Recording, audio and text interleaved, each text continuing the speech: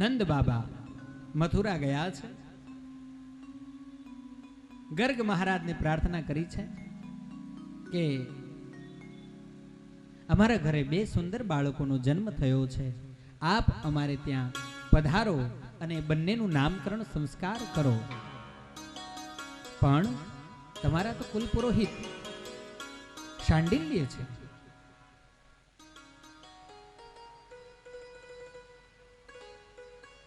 પ્રભુ, શાંડિલ્ય ભગવાન ક્યાંક યાત્રાએ ગયા છે અને અમારે એ સંસ્કાર બાળકોને કરવાના રહી ન જાય, એટલે હું આપને આમંત્રણ આપું છું.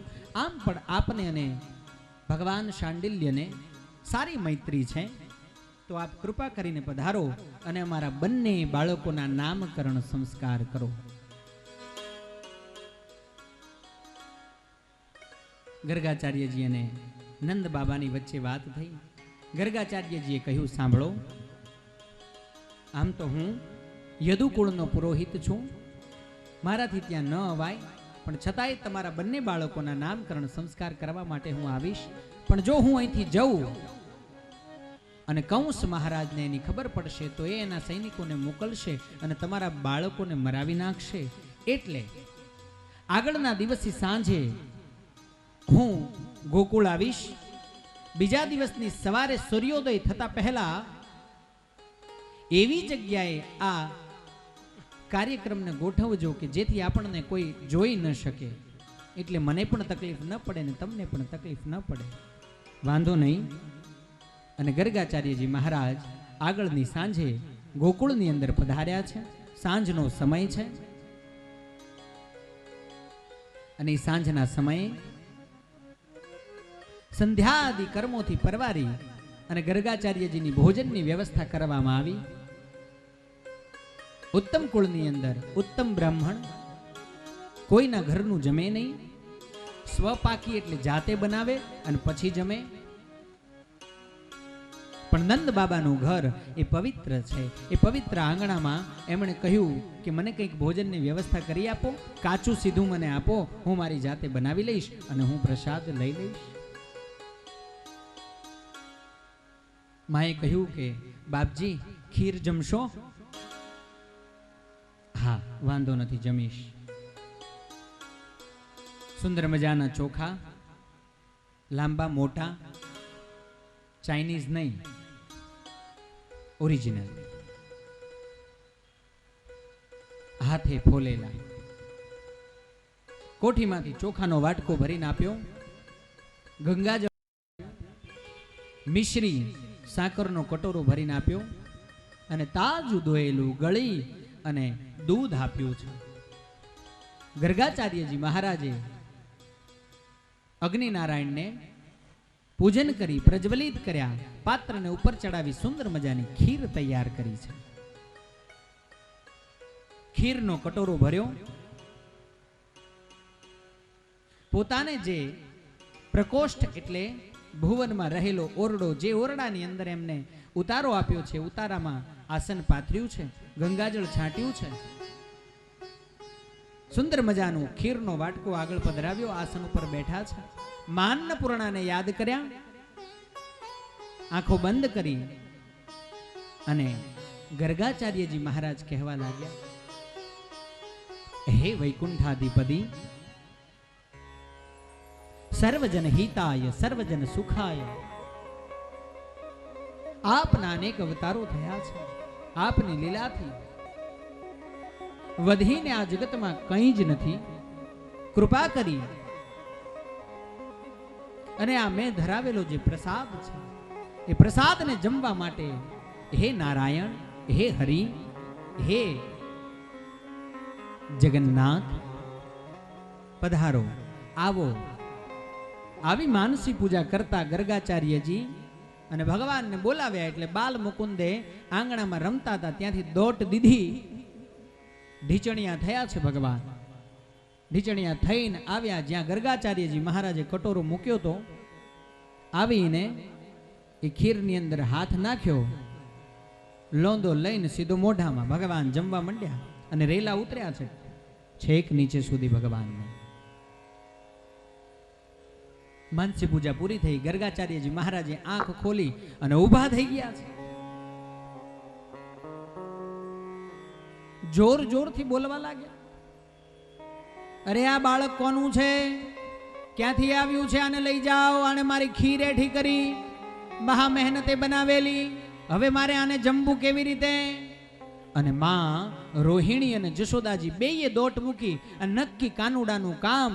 અને ઓલા બ્રાહ્મણ હમણાં આપણી ઉપર ગરમ થશે એટલે બીતા બીતા બંને માં અંદર આવ્યા અને કહેવા લાગ્યા, શું થયું મહારાજ, શું થયું? આ તારા છોકરાને લઈ જા, જો મારી ખીર એઠી કરી, હવે મારે જમવું. અરે અરે પ્રભુ, એવું ન કરશો, હું તમને ફરીથી બીજું આપું છું, આપ કૃપા કરી અને નારાજ ન થશો, રૂષ્ટ ન થશો, બીજી ખીર બનાવી લો. વાટકો અલગ મુકાવ્યો, બીજી ખીર રંધાણી એવી જ રીતે તૈયાર થઈ.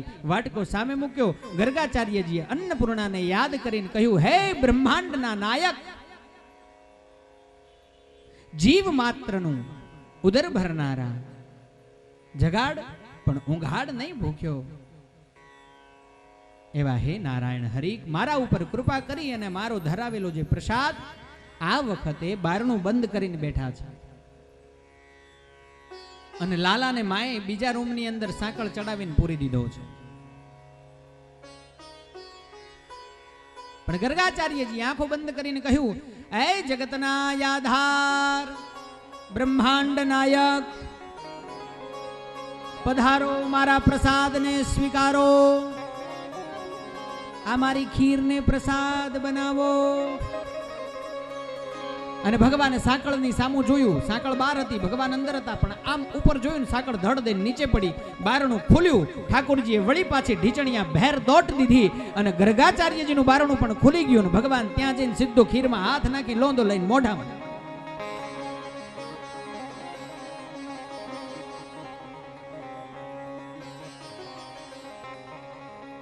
ફરીથી ગર્ગાચાર્યજી મહારાજ કે હવે મારે અહીંયા જમવું નથી, હવે મારે અહીંયા રહેવું નથી, ભૂખ્યો મારી નાખશે બ્રાહ્મણને આ તારો છોકરો. અને ત્રીજી વખત ખીર બની છે. એ જ રીતે વાટકો સામે પધરાવી અને હે જગતના આધાર કીધું. એટલું બોલતા બોલતા તો ગર્ગાચાર્યજી વળી પાછી આંખ ખોલી નાખી અને જોઈ લીધું, આયો નથી ને.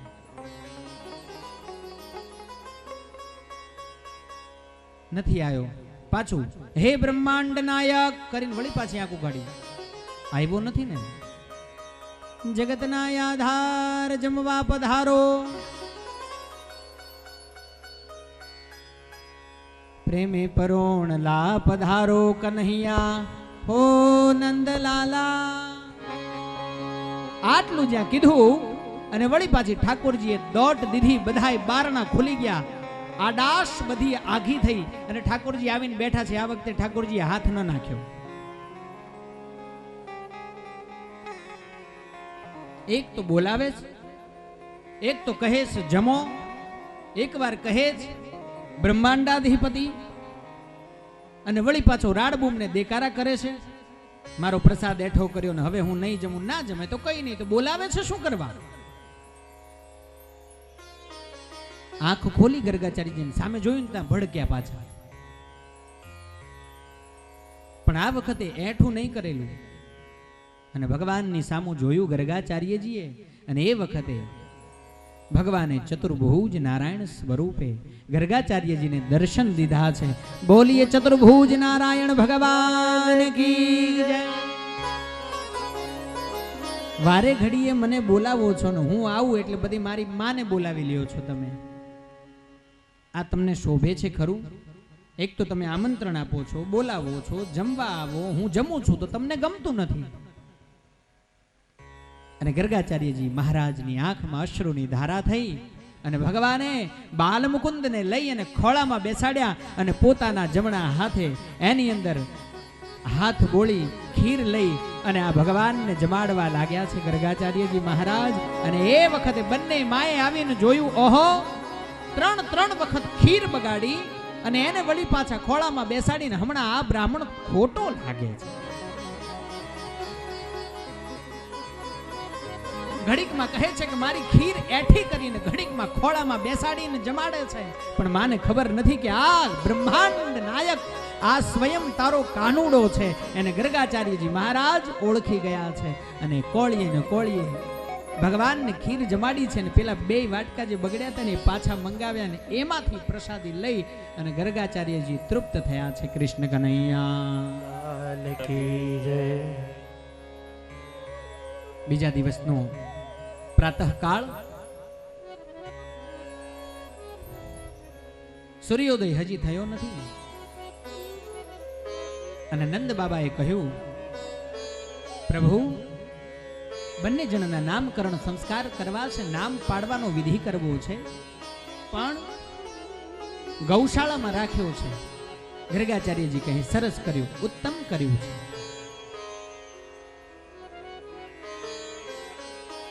આ બાજુ બંને રાણીઓ એટલે રોહિણીજી અને યશોદાજી મનની અંદર વિચાર કરે છે. માં રોહિણી છે ને ભોળા છે. જશોદાજીએ કહ્યું, રોહિણી, હા માં કહો. સાંભળે છે? હા. તને નથી લાગતું કે આ બ્રાહ્મણ ખોટો હોય?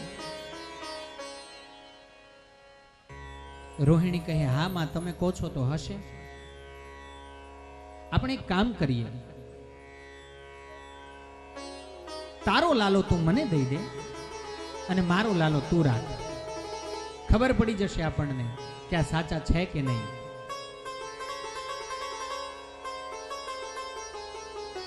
રોહિણી કે મને કઈ વાંધો નથી. માએ એવો વિચાર કર્યો કે જો આ મારો કાળિયો એ મારા ખોળામાં હશે અને આ ગર્ગાચાર્યજી એને ખબર પડી જશે તો એ આને કાળિયો કહીને બોલાવશે અને નામ પાડ્યા પહેલા આનું નામ બગડી જશે.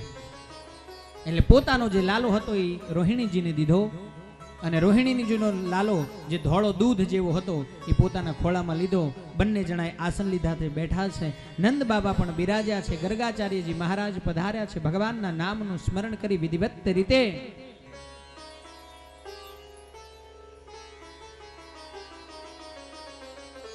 નામકરણ સંસ્કાર કરવાનો વિધિ પ્રારંભ થયો છે. શ્રી ગર્ગવાચ યદુનામહમાચાર્યઃ ખ્યાતશ્ચ ભુવિ સર્વતઃ સુતં મયા સંસ્કૃतं તે મન્યતે દેવકી સુતં.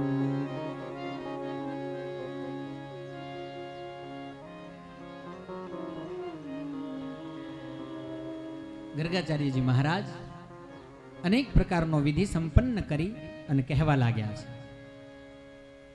જશોદાજીના ખોળામાં જે બાળક સૂતું હતું એ બાળકની સામું ગર્ગાચાર્યજીએ આંગળી કરી અને કહ્યું, અયમ હિ રોહિણી પુત્રો રમયન સુહૃદો ગુણૈઃ.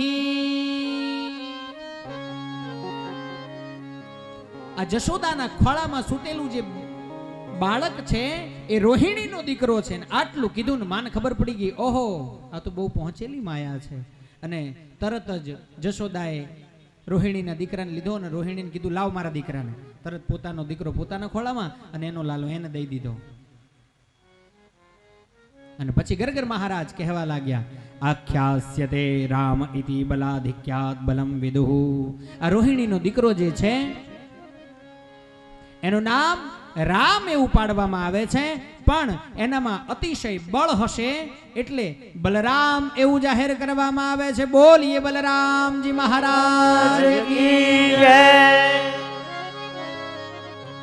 યદુનામ પૃથક ભાવાત સંકર્ષણ મંચના. આના ગર્ભનું કર્ષણ થઈ અને રોહિણીના ગર્ભની અંદર સ્થાપન કરવામાં આવ્યો છે એટલે એક નામ આનું સંકર્ષણ થશે. મોટો થઈ અને આ શસ્ત્ર તરીકે હળને ધારણ કરશે. એથી આનું એક નામ બોલીએ હળધર ભગવાન કી. અને પછી ભગવાને જશોદાના ખોળામાં સૂતેલો એની તરફ આંગળી ચીંધી અને કહ્યું છે, શુક્લો રક્તસ્તથા પીત ઇદાનીમ કૃષ્ણતામ ગતઃ. યુગે યુગે આવે છે નવા નવા રૂપને ધારણ કરનારો.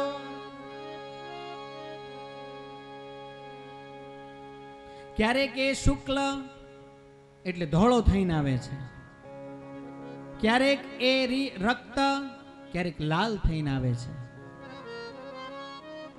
પીત ક્યારેક એ પીળો થઈને આવે છે, રક્ત બદલાયા રંગ બદલાયા કરે છે એવો આ, અને ક્યારેક અને એવો અત્યારે ઇદાનીમ કૃષ્ણતામ ગતઃ, અત્યારે જ બ્રહ્માંડ નાયક કૃષ્ણ વર્ણનો થઈને આવ્યો છે, શામળિયો થઈને આવ્યો છે કૃષ્ણ કનૈયા લાલ કી જય. પ્રાગયમ વાસુદેવસ્ય ક્વચિત જાતસ્તવાત્મજઃ વાસુદેવ ઇતિ શ્રીમાન અભિજ્ઞા સંપ્રચક્ષસે. આ બાળક વસુદેવજીનો દીકરો છે એટલે આનું નામ એક વાસુદેવ સાથે બહુની સંતિ નામાની રૂપાણી ચ સુતસ્ય તે ગુણ કર્માનું રૂપાણી તદન્યમ વેદ નો જનાહ. અનેક નામોનો ધારણ કરનારો થશે, અનેક રૂપને ધારણ કરશે. આના રૂપની આભા આ જગતમાં ક્યારેય કોઈ વર્ણવી નહીં શકે એવો આ તારો દીકરો. એના ગુણોનું વર્ણન કોઈનાથી નહીં થાય, એના કર્મોનું વર્ણન કોઈનાથી નહીં થાય. તાન્યહમ વેદ નો જનાહા, વેદ પણ આની ગાથાને ગાવામાં નાનો પડશે એવો આ તારો જે દીકરો છે એનું નામ એના વર્ણ પ્રમાણે કૃષ્ણ એવું પાડવામાં આવે છે. કૃષ્ણ કનૈયા લાલ કી જય. કૃષ્ણનો અર્થ છે કૃષિર ભૂવાચક શબ્દ અણશ્ચ નિવૃત્તિદાયક. કૃષિર એટલે ખેતી એટલે જમીન, ભૂમિ, કૃષિ એટલે ભૂમિ. આ શું કરવા આવ્યો છે સાંભળ. કૃષિ એટલે ભૂમિ, જમીન. કૃષિર ભૂવાચક શબ્દ, કૃષિર શબ્દો છે ને, કૃષિર ભૂવાચક શબ્દ અણશ્ચ નિવૃત્તિદાયક. આ ભૂમિનો ભાર ઉતારવા માટે થઈને આવ્યો છે, સંતોને આનંદ પમાડવા માટે થઈને આવ્યો છે, પોતાના ભક્તોને રાજી કરવા માટે થઈને આવ્યો છે, અને અનેક દુષ્ટોનો સંહાર કરવા માટે થઈને આવ્યો છે. એટલે આનું નામ કૃષ્ણ. કૃષ્ણ કનૈયા એવો આ કૃષ્ણ છે.